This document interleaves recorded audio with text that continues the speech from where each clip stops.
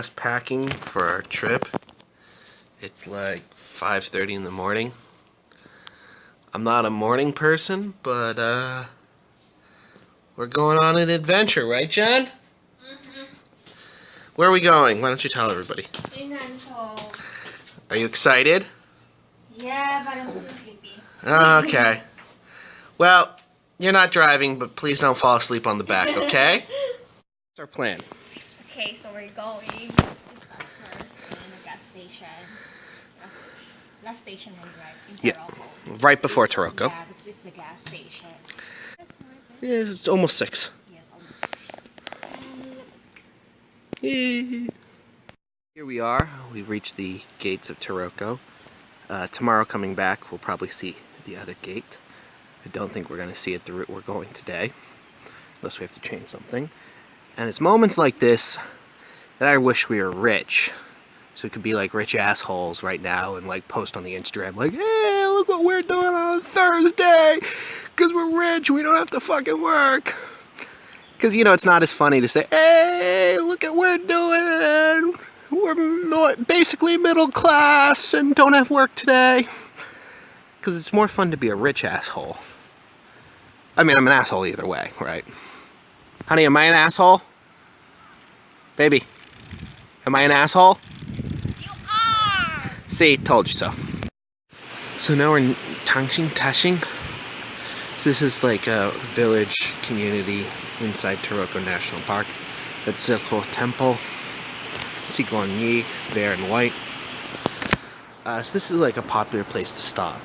A lot of tourists actually don't travel much deeper into the park because most of the really popular, well-known touristy stuff is between here and the gate.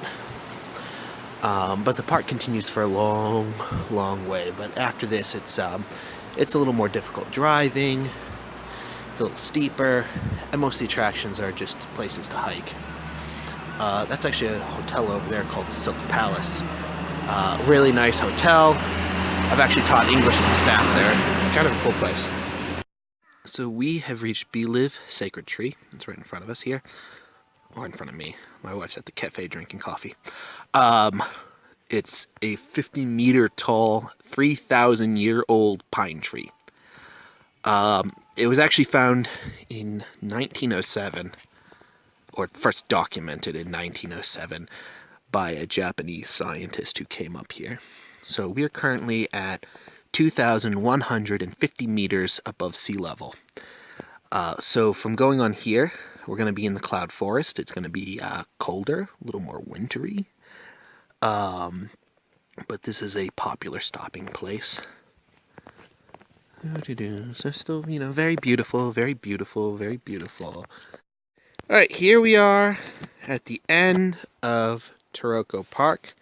We've taken the little scooter that could all the way along 8, the Cross-Island Highway. Here it is. Not a very big highway. We've taken it all the way along, and here we are outside of the park. We still have a little ways to go, though. Alright, so in the National Mountain Scenic Area, I think. We're still on 8. This is still the Cross-Island Highway that we're driving down. We've been going down for a long time. Here's my lovely wife. Hi, Jen. Oh, it's so cold. She's a little cold, even though we've lost a lot of elevation, so it's actually warmer now.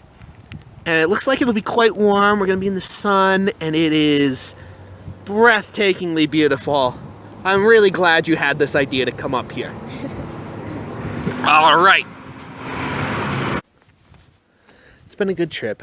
We didn't end up going all the way to Mount Sylvia because we kind of drove for a few kilometers and then had Jen look at the map and then thought about getting back to the hotel.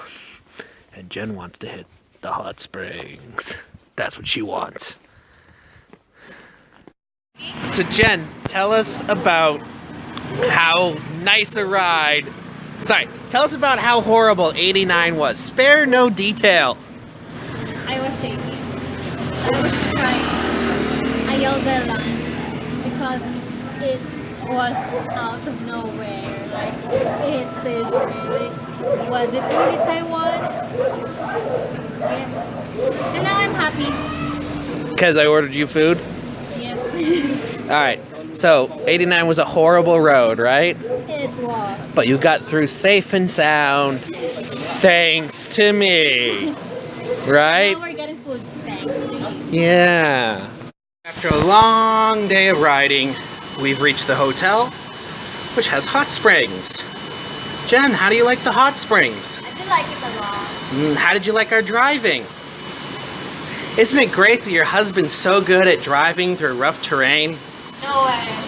Yeah, we got here safe and sound. Thanks to me. I also got to see a Schwinhal pheasant. I've always wanted to see one of those in the wild. Here we are in the hotel. We're about to go do Jen's favorite thing. Breakfast time. Food in general, right? She's got her cool Boston Bruin shirt. Yeah, it is my husband's parents' gift. You know, it's so nice. Yeah, it's my father's favorite player. Yeah. Show him the back.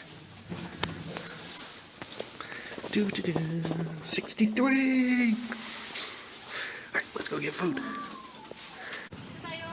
You could see it for a long ways.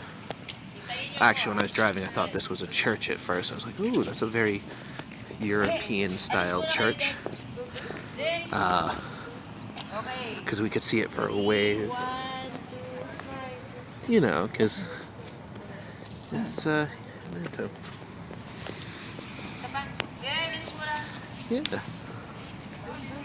It's a hotel, and I guess they have a restaurant. They do like a tea time for like 600 NT each, it looks like. Or maybe that's for a table, I'm not quite sure. Now, it seems like the style got popular here, because up on the hillside here, you can see a lot more like old European style buildings. Probably this place got built, it got popular. Other people try to cash in on it by doing something similar in almost the same place. You know, it's very common here. That's very common everywhere, but particularly in Taiwan, that's a very common thing to do with hotels, is that there's one that's really popular with like some gimmick, and then a bunch of others open nearby with the same gimmick. So now at Hualien rest stop. So at the edge of Toroko National Park and Hehuanshan Scenic Park, if I remember correctly. So Hualien, we're at 3,070 meters above sea level. We're driving through the mountains, and it has been a lot of fun. However, the light's playing with my camera, so it's kind of hard to get good images. Anyways, here we are. Kind of cold, but you know, we're pretty high up. It's been a fun scooter ride. We're kind of on the edge of the tree line. You can see trees, trees, trees. Then we get up here, and the trees have started to kind of fade away and fall off. So we're starting to get into more of your alpine tundra. And it's been fun. But hey, look at this. We're above 3,000 meters. You've probably never been this high before. Your husband's taking you to new heights. It's so cold down here. We're up above the tree line, and how does Jen feel? I want to go home. It's fucking cold. Yeah, it's like 9 degrees, I think. Anyways, I'll talk while Jen's moping. So this area here is actually was kind of close to where the Toroko War ended. So during that time period, the Aboriginal people, you know, the island was controlled by Japan. The Aboriginal people weren't quite happy about that, and so they were fighting kind of a conflict of varying intensity throughout the years. So eventually, to end it, the Japanese ended up bringing in close to like 23,000 soldiers, police, you know, armed with all modern stuff. And the final stage of the conflict actually happened in this area near here. I think the final battle lasted for like 60-ish days. But you know, the Japanese had numbers, modern weapons, artillery. It was kind of a foregone conclusion, but still, was quite a long conflict. So here is the other mountains in the central mountain range that you can see. So Hehuanshan area actually gets a lot of snow, generally if it's cold in the winter, because of the converging winds coming up these different valleys. Hehuanshan's one of those multi-peaked mountains. There's one. There's another up there. And there's another up there. So, because it's got multiple peaks, it kind of feeds into different tributaries. It's sort of a, I don't know, continental divide point, I guess. I need to look at a map and increase my geography skills.